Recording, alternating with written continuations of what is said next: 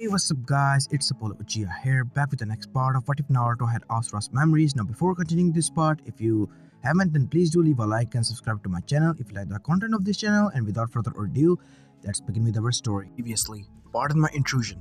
The clan heads were on guard, as were the Anbu keeping vigil outside, but Tsunade immediately ordered, "Stand down! How dare you enter the chambers without permission, Uchiha?" demanded Danzo. Sayuri glared at him while activating her dojutsu, but as a seasoned veteran, he was unfazed.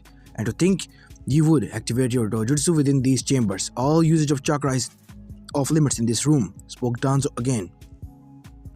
She observed the bandages around his right eye. When looking beyond it, she could see the presence of chakra that was different from the rest of his body. So it was true that Danzo had stolen Sharingan and Shisui's eye. "Perhaps that is the reason why no one has ever caught you yet, Danzo," Sayuri replied. "What's going on here?" Tsunade questioned. "Yashi-sama, please do me a favor and activate your Byakugan on Danzo," requested the Uchiha. Tsunade nodded at the clan head, giving approval. He obliged. The Hyuga gasped, despite his stoic nature, and said, "I can't believe it. But Danzo has Shisui's Mangekyo hidden behind his bandages." He then looked down at the bandage on his arm. "And on his right arm, there are 10 implants of Sharingan." Tsunade scowled. "What is the meaning of this, Danzo?" "Since you already know," he ripped off his bandages, confirming everyone's fears. "Kotomatsu," but he was stopped. Danzo was interrupted as he was dealt by an invisible blow to the throat by Sayuri's shadow, which knocked him back against the wall as he gurgled in pain. Sayuri shifted forth and seized the man by his neck with her Susanoo arm, lifting him off to the floor. "Don't you dare use his eye, you bastard," she continued. "Hokage-sama, I believe you have seen enough. This traitor here has Shisui's Mangekyo implanted and Sharingan on his body, and tried to use Kotomatsu Kami on the council. Is that evidence alone capable of treason? Put him down, Uchiha. What do you think you're doing?" said Hamura harshly. "Don't get me started. Danzo manipulated my brother into killing the Uchiha clan by stealing Shisui's eye, and forced him into the decision by removing the option of using Kotomatsu Kami, as well as threatening him with my life. Well, you made a mistake, Danzo. You left me alive." Sayuri roared, her killer intent flooding the room. The room's temperature plunged by a few degrees, and every civilian shrunk back in his seat, though they were not the target of her wrath. Furthermore, on the shinobi side, a mirror of emotions filled the clan heads, including the rage in some and pity in others. "Execute him," choked out a civilian in an attempt to assure her anger. "Seconded," cried another in fear. "What are you talking about? Stop making baseless allegations," shouted Koharu. "Silence!" Tsunade ordered. "Sayuri, since he had caused you so much pain alongside your clan, my decision is that he will be executed at your discretion." Shikaku smirked, knowing that the Senju had already waiting very long for such an opportunity, but was never able to legitimately authorize the collection of evidence on Danzo with good reason. It appears that Sayuri was just the right person needed. "Thank you, Hokage-sama," responded Sayuri. The killer intent in the room seemingly evaporated, but all who knew better understood that it was merely rescinded and would not be gone until the Uchiha was satisfied. "Now, Danzo, you and I have a lot to do." The man's eyes widened as the air around him distorted, swirling before he was forced into her dimension. "As for Clan Restoration Act, I plead for the council to allot some time for me to discuss the issue with Naruto Uzumaki. We have a solution," said the Uchiha. "Which is?" asked Inuzuki Tsuzumi. Tsunade smirked, already knowing what it was. "Tsuzumi, just allow them to present it to us at noon tomorrow," said Tsunade. She knew that Sayuri needed time to sort things out with Naruto, especially since they had not seen each other for so long. "Is that sufficient?" "More than enough. Once again, thank you for your generosity, Hokage-sama," the Uchiha responded. "I'll take my leave now to deal with Shimura Danzo." The slug Sani nodded as Sayuri disappeared. With a swirl, the Uchiha was really being careful with her word. Given the variable opinions on her status, she would make a good clan head. "The second point?" Tsunade asked the remaining elders. "Never mind, Hokage-sama," replied Hamura quickly. The Senju surprised and suppressed a smirk, knowing that their point was invalidated upon Sayuri's return. As she had hoped, Kami-sama had made the Uchiha fall from the ceiling and solve all her problems. Perhaps she wasn't so unlucky after all. With Sayuri, "I can't believe that Itachi was the person to reveal secrets," remarked Danzo as soon as he saw her appear. "Don't say that name," warned Sayuri with a scowl. I will make you pay for what you did to my clan. I swear this on the name of every fallen Uchiha. Now come forth and prepare to receive your punishment. The Shimura was amused. I can bend the very nature of reality, girl. What makes you think you can stand up to me? With the very eyes you used to do so, replied Sayuri, who activated her dojutsu. She charged at Danzo, who was quick to flash through hand seals. Wind-style vacuum bullets, the elder expelled a stream of compressed air at the Uchiha. The girl dodged it just as he fired off more at her. In a display of agility, Sayuri flipped over and under the barrage of futon bullets. She cartwheel sprung off the ground by pushing off her hands and spun in the air. Katon Hosenko Jutsu. Sayuri shot her own volley of fireballs at Danzo, who jumped back away from the onslaught only to see the Uchiha disappear before his eye. Instinctively, he turned around, only to see the Sikon coming at him with a Chidori. She narrowly missed as he stepped back, so she utilized her momentum to jump into a whirling kick. His hand shot up and blocked the fist on from connecting. However, her second fist swiftly followed and slammed into his temple. She pushed off his shoulders with her feet and quickly followed with a Gokyaku that engulfed him. The man should have died from that heat, but he merely shimmered and reappeared a distance away. Sayuri caught on to the fact that one of the eyes of his arm closed, indicating that he had used the Izanagi. Danzo smirked. We're just wasting your time, Uchiha. Like I said before, I can bend time and reality. Sayuri did not reply, but instead chose to withdraw a vial containing the eyeballs from the Itachi she had extracted from security reasons. In a gruesome fashion, she reached into her eye socket, pulling out the rectus muscle and then gouging the whole Mangekyo out. Carefully, she deposited the eye into the jar. Her brother in the veil, which also stored liquid, preserved the powerful eyes. The Uchiha kept the veil and faced her opponent. Try saying that again without relying on my clan's eye. She disappeared immediately. The Shimura was on guard, but still did it not help him anticipate the incoming attack. She reappeared and planted a foot into his stomach, launching him into one of the rock slabs of Kamui dimension. Upon impact, he shattered the rock, but the pain did not end as Sayuri fired off a few kunais in quick succession.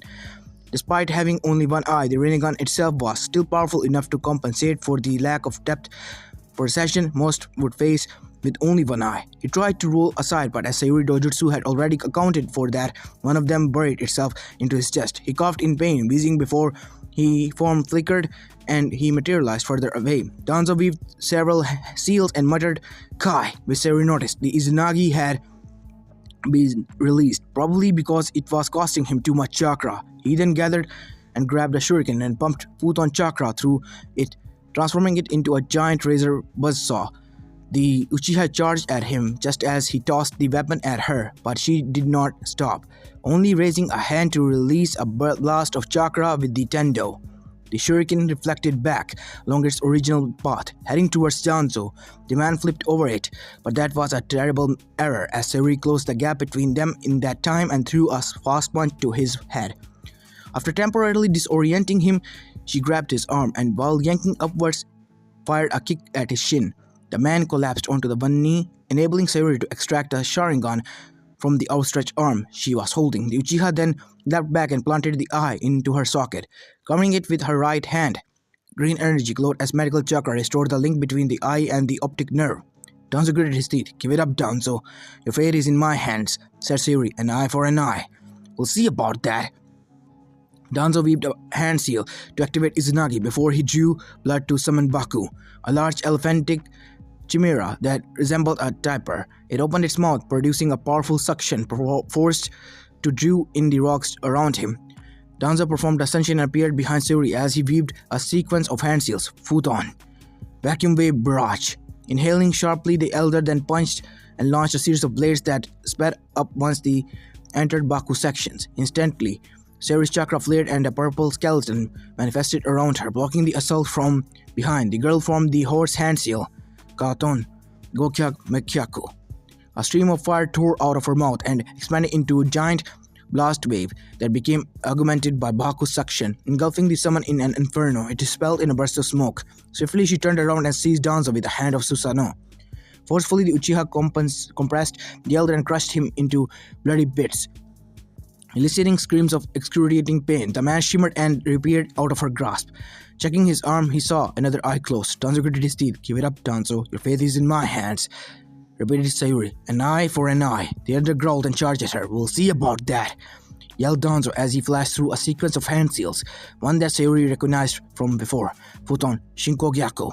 Air burst out of the elder's throat and thrust her Susanoo swiftly, but it was for naught, as it didn't even degrade its integrity. A bow and arrow formed in her avatar's hand, she latter of which she fired quickly at the man. Danzo leapt to avoid the arrow using the wind he was generating to propel himself upwards. However, the Uchiha had already predicted this, as she swiftly shifted behind him and Amento Kajira before snatching him out of the air with an armored claw.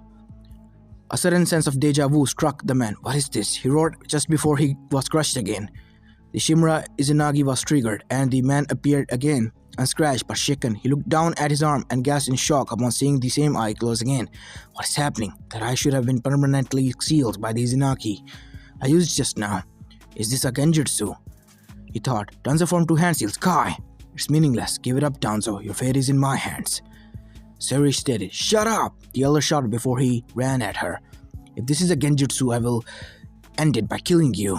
Danzo lunged at her with a kick as she dodged. The Uchiha blocked the next punch and retaliated only for Danzo to dispel in smoke. The real elder burst out of the floor and stabbed Sayuri in the back.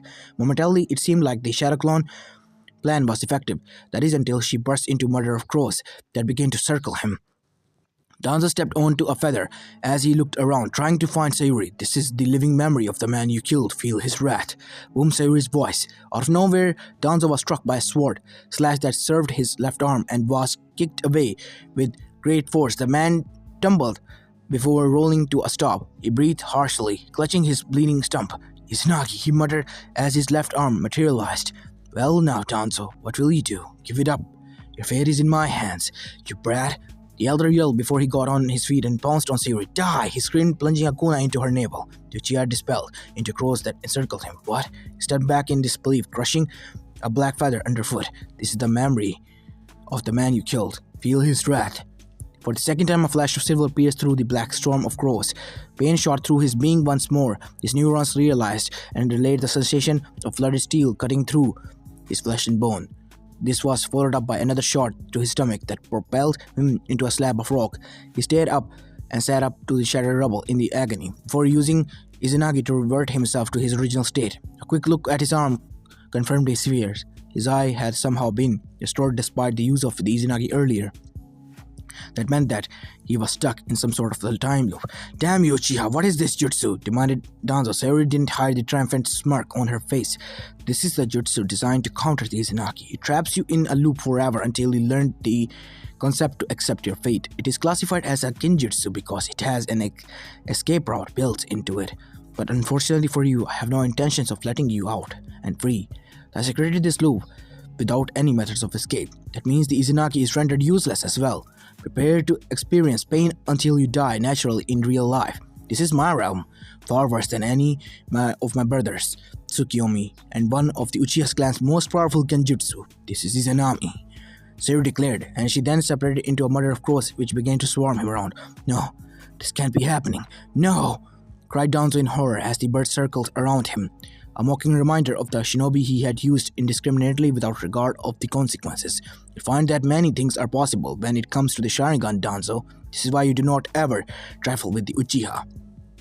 Reality. The Uchiha removed her blind right eye and replaced it with the healthy one from the veil. She then proceeded to extract all the Sharingan, including Shisui's Mangekyo, from Danzo's immobilized body. She readjusted to her original eye. She pondered on how her deadline is going to work. It was time to face him, and all she reminded and remembered herself was how she had wronged him. She didn't deserve him. Sayuri sighed, shaking her head. Only time would tell. She would only worry herself like this. Now she could only hope for the best. Okage rocked Yondaim's head. A lone figure sat atop of the fort's head in the windy night. Compared to the bustling nightlife below, it was peaceful, quiet. Up here, precisely why it was his favorite spot. Uzumaki looked at the moon. That feeling he felt earlier, it was something that he had not felt 3 years. He doubted himself, but at the time, he truly wished that he had not mistaken. It was the other half of the Rikoto-san's power. It was improbable, yet unmistakable. His breath hissed as her chakra suddenly registered on his sensory range, approaching him quickly. A shadow fell onto the surface of the rock and grew bigger by a second, just before Sayuri landed next to him. Naruto got to his feet. The Uchiha threw her arms around him, cutting him off abruptly. He fell silent once he sensed the negative emotions dwelling in her, being fear and uncertainty. Even without his power, he could tell from the wetness on her shoulder she was crying. Tadaima. Sayuri managed to choke out between sobs. Naruto smiled gently. Okairi, he whispered as he wrapped his arms around her, recuperating the embrace. I really missed you. The Uchiha was surprised that he had not broken the hug, yet given what she had done to him. Like how fresh cookies on a baking tray warmed over midst, her warmth was overpowered by his, inducing an inexplicable sense of comfort. What's wrong, Sayuri-chan? The Uzumaki asked as he rubbed her back. Soothingly, I'm so sorry. I'm so sorry for everything I did. I'm sorry for hurting you. I was wrong. My revenge led to nothing, except the death of the brother who loved me. I was so foolish. I didn't even deserve this. I don't even deserve you. Naruto suddenly gripped her shoulders and made him face her.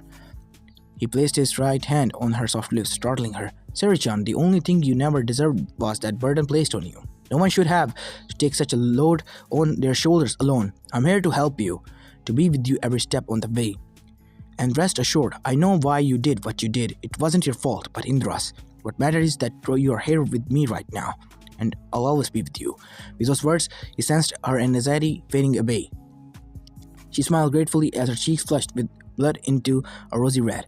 And I'm here to stay, thank you, Naruto-kun. I don't know what I did to deserve your love, but know that I love you, too, with every fiber of my being. Thank you for always being there for me, for accepting me, for everything I am, and after everything I did. Naruto brought his hand to her beautiful face and wiping off her tears with his thumb. Please don't cry, Sayuri-chan. You look better with a smile on your face. Sayuri's lips turned up in the spite of a tear before it transformed into a full-blown laugh. Only for you. She then paused and took a step back. I suppose it's now my turn to ask. I want to spend the rest of my life with you, and for you to be the first and last thing I see each day. Will you marry me? Proposed Sayuri, the hopeful tone in her voice evident. The Uzumaki laughed aloud, causing her to flatter. Then her expression turned to one of annoyance. What's so fun? He grabbed her arm and pulled the girls he loved towards him. Naruto leaned in and captured his lips with his own in nothing but pure affection. Sayuri was caught off guard and blushed even harder than before, but eventually pressed back when such fiery passion as Naruto. He pulled away. I believe you have an answer, Uchiha Sayuri. Uzumaki Sayuri, she corrected playfully. Naruto chuckled. When will be the batting? As soon as possible, the girl replied. We'll have to inform the council tomorrow morning for them to lift the CRA. The blonde waved his hand dismissively. Let's worry about that tomorrow. But now do you want me to show you around the Uzumaki compound? Sayuri nodded eagerly. Follow me then, Naruto said, who proceeded to leap off the rock face and landed on the nearest rooftop. The air shifted as Sayuri entered the space-time next to him. With her dojutsu, the Uzumaki pouted. I forgot you could do that. Nifty little trick, Sayuri shrugged. Then follow him as he weaved through the winding streets of Konohagakure. Uzumaki compound. Well, here we are, announced Naruto, gesturing his hands at the comfy-looking residence. Do me a favor and press your finger on the seal, requested Naruto as he flashed through a sequence of hand seals. She didn't ask, guessing that the Uzumaki was adding her fingerprints to the seal so that she would be able to enter the compound at will. The gate unlocked with a whirl of mechanisms and swung open. Come, Naruto ushered her onto the stony path that led to the front door of the house. The two-story residence was unassuming and was much smaller than the Uchiha compound. However, upon entry, it was admittedly more cozy and had a warm feeling and vibe to it. The Uzumaki gave her a tour of the house, which was well equipped with the many facilities. Naruto then brought her back to the living room and sat her down on the large sofa. Would you like some tea? Asked the blonde. Sayuri nodded and watched patiently as her fiancé went to prepare it in the kitchenette. Things were progressing well so far, and it was far better than she had expected. Far better than she deserved. She thought with a slight tinge of guilt. It faded away as soon as she remembered what Naruto had said to her earlier, but she doubted she could ever get rid of the guilt totally. Nay, Sayuri, started Naruto, gaining her attention as he set the teacups down. How was the past 3 years? I've heard many things about you, but I like to know more interesting things straight out from your mouth. The Uchiha took a sip from her cup and replied, Well, as I'm sure you heard, I became famous as Konoha no Raijin. Soon after I left, I journeyed to Nami and rented a house from Tazuna. Naruto's interest was piqued. To think that she would actually return there, the house became somewhat of a base, and I carry out my training around there every week or so. I would take one or more assignments that hunt the Nukanins down and earn some money to sustain myself. I became renowned for my lightning techniques, and now my reputation kept the bandits away from Nami, so the people were happy about it too. I even taught Inari some basic taijutsu, and I was sort of like an adoptive sister, I suppose. Anyway, Shino Akiba heard of my exploits and saw that my sword was getting worn, so he offered to replace it with my Tenpachi, recounted Sayuri as she grasped the sword fondly. Recently I fought in the Bloodline Rebellion of Kiri and tested myself against 10,000 loyalists. At the end I was about to assist in the war fight against Yagura, but when an Uchiha used Kamui to absorb him into the dimension, and based on what you said before, I conclude that he was from the Akatsuki. Naruto nodded. What happened next? Well, I decided to persuade members of Akatsuki to locate their members and my brother, and upon crashing on one of my bounties, I chanced upon Kakazu and Hidan. I took them out with my Ningendo ability of my Rinnegan, which allowed me to read their memories. That's how I found out that Akatsuki was based in Amagakure, and that my brother would be returning from Iwagakure with the Yonbei Jinchuriki. After I found him, he led me to the old Uchiha hideout, where I forced him to overuse his Mangekyo, then suck his soul out with my human part. That was when I discovered the truth of the matter. The thought of the sacrifice nearly brought tears to her, but she suppressed it. Uzumaki was alarmed, realizing that this was a sensitive topic for her. We don't have to talk about this if you don't want to, Sayuri-chan. It's okay. I think you should know. My clan had been planning a coup against the government. My brother was on Konoha's side. He had originally planned to use Shisui's Kotomatsu Kami, but Danzo issued an ultimatum and forced him to kill my whole clan except for me. While he was at it, Uchiha Itachi enlisted to help of whom he believed to be Uchiha Madara, in exchange for the latter not destroying the village. Of course I know that he couldn't possibly have been real Madara, as Indra's chakra could not exist in two incarnates at once.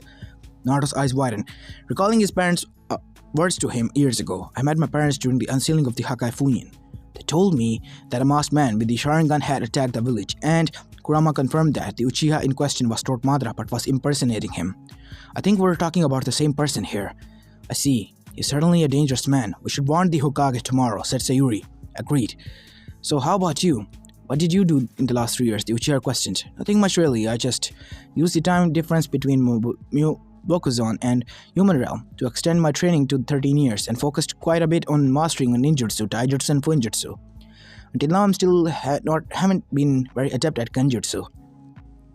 Though, admitted Naruto sheepishly. 13 years. I look forward to a spar, Naruto. Sayuri said. Naruto laughed. Alright then, deal. He yawned and continued. Hey, it's getting late. Let's go get some sleep, Sayuri-chan. But before I forget, he brought her to the study, where he retrieved the engagement ring he had gotten her years ago.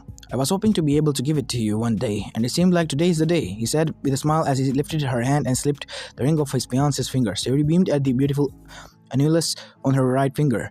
He had clearly put a lot of thought in selecting the design, given the elaborate arrangement of the diamonds and tasteful color scheme. Then he began to unravel the black and red barad cord in his wrist. Before she stopped him. I'd like you to keep it as a sign that I'll always be with you. The Uchiha pecked Naruto's cheek. That thanks, Whisker-kun. Uzumaki blushed and momentarily lost track of his thoughts. For the sleeping arrangements, I hope you don't mind. Naruto trailed off with an embarrassed look on his face. Sayuri smirked. Sleeping with you? It's alright, we're bound to do that anyways, as a future husband and wife. Naruto remarked. Red cheeks turned scarlet as his tips of ears became hot at the situation. Sleeping together in the same bed, the Uchiha corrected in amusement. Though, not that I mind the former. He continued with a wink, before leaving the study and the stunned blonde for the comfort of the master bedroom. What? Mindscape. Kurama was roaring in laughter, sharing the hearty laughter of Asura at his incarnate situation. Asura was happy that Naruto had finally found love, and it seemed that his commitment had turned the girl around successfully to conquer the influence of his brother. For now, the will of fire had triumphed. Master bedroom. Sayuri undressed and took a bath in the connected bathroom, allowing herself some time to relax at the heat of the water, which served to reduce the fatigue in her muscles. As her mind became more relaxed, her thoughts drifted to the comfort of the environment. It was the first time in quite a while that she felt at home. And not just a physical home, but also the concept of belonging attached to it. She smiled as the steam rose around her. The Uchiha girl believed she would really enjoy family life, being Naruto's wife and tending to their children. At the same time, her love for battle would probably never dull. She was still a Konoichi through and through. For now, she would have to be content with what she had before her, and really, there was no reason to not be grateful for what she had. After all, it was everything she had ever wanted as a family. If she had to renounce the Uchiha name, so be it. Her clan was as good as dead anyways, though their blood would still flow through her offsprings. Sarah stepped out of the bathtub and drained the water from her body and hair before slipping into a slightly revealing kimono which she normally wore to sleep.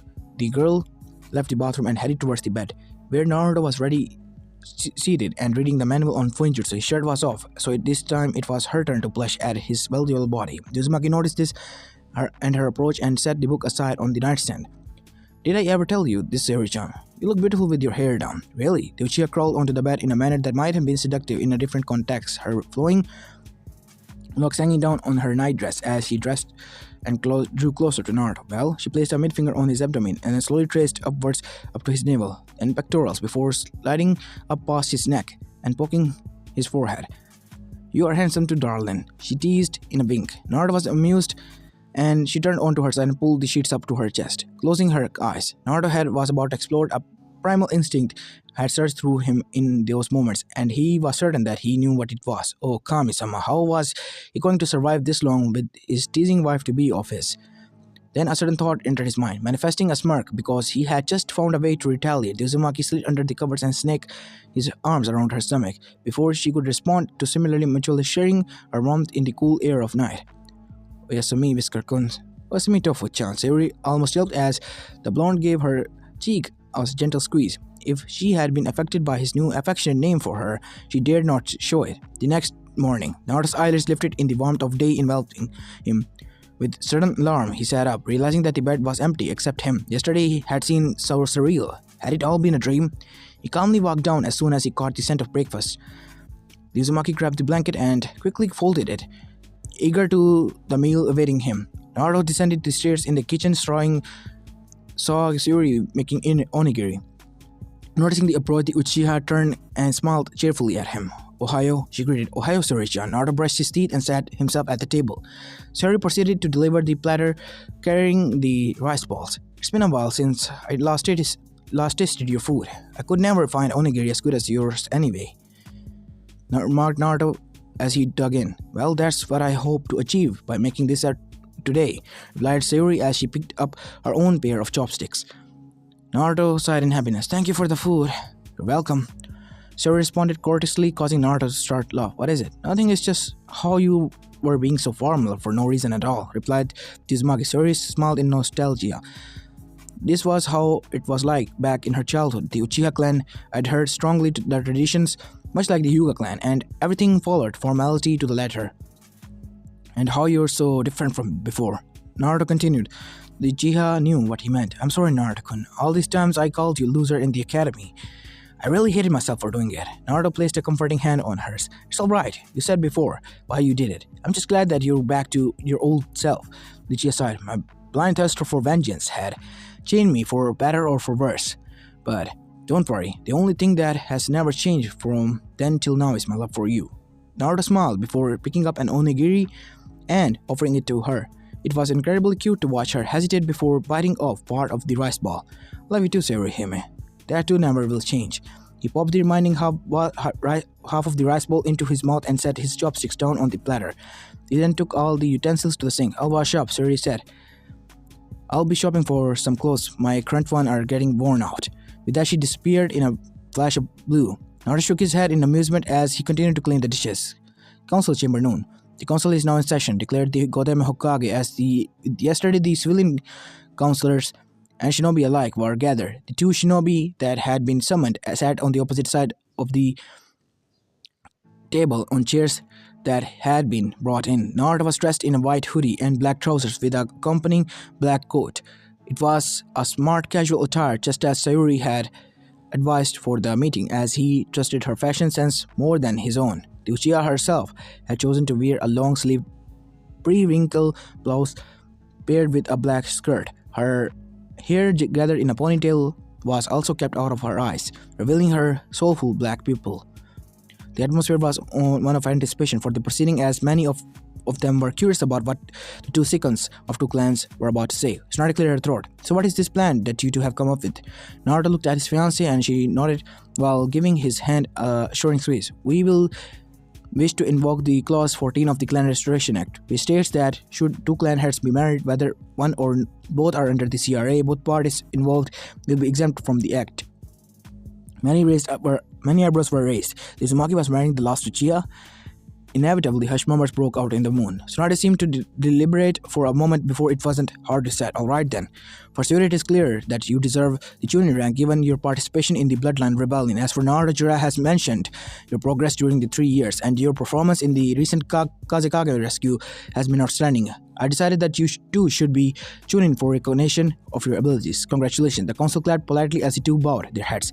Since this is the case, both of you will be considered as heads of your respective clans. I hereby accept your proposal matrimonial union and declare you both exempt from the Clan Restoration Act. Both of you now share a single seat in the council. You are required to send one representative to attend any session of the council. Thank you, Hokage-sama. They received applauses mostly from the shinobi side as it meant that more power has been displayed from the civilian hands. Alright, is there any further business to discuss? Hi, Tsunade-sama. I believe the next issue is of extreme importance, Sayuri said, perking the interest of the whole council. It's a shinobi matter. The Hokage cleared her throat. The civilian councillors are hereby dismissed. Tsunade declared much to their Sharingan, begrudgingly they stood up and filled out the chambers. As I was saying, the threat the village faces is new. Let's put it this way, I'm not the last Uchiha. Sayuri said confusion was written on the faces of many clan heads. What do you mean, Sayuri-chan? Spoke the normally silent Aburame Shibi. A kinsman of mine, possessing the Mangekyo Sharingan, captured the Ondame Mizukage during the recent Bloodline Rebellion. He is likely to be the same person who impersonated Madara Uchiha and launched an attack on the village by manipulating the Kyuubi 16 years ago.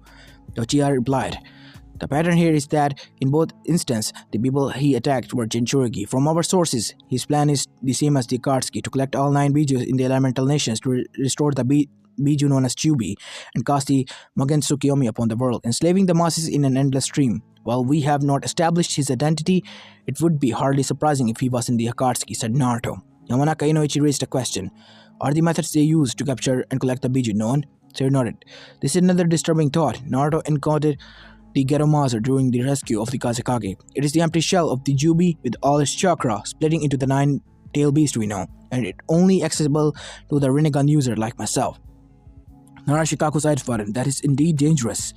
To think that another Rinnegan user exists and that he is in the Akatsuki. Tsunade nodded. So how do you propose we combat this threat? I suggest that we journey across the nations and warn their Jinchuriki of the impending dangers to prevent them from resurrecting the Kyuubi. Said Naruto. He felt very strongly about this, especially since he was friends with Kara and Fu, and the former had already died once due to the Akatsuki. He did not want another Jinchuriki to die in the hands of the mercenary organization. Such a mission could take a month or two to complete, by which time they probably would have obtained the remaining Bijus, assuming that there are any left except for the Kyuubi. Yashiyuga pointed out. I could use my Rinnegan to summon that statue and determine how many Biju have been gathered. Then we can alert the other Jinchuriki more effectively, Sayuri ordered and offered. And at the same time, we could gather a team to strike the Akatsuki first. Alright then, how fast can you complete the summoning about and report back? Asked Tsunade. Give me 20 minutes, Hokage-sama. The Hokage nodded and dismissed Naruto and Sayuri from the council chambers. Uzumaki training compounds. 6 Crimson Ray formation.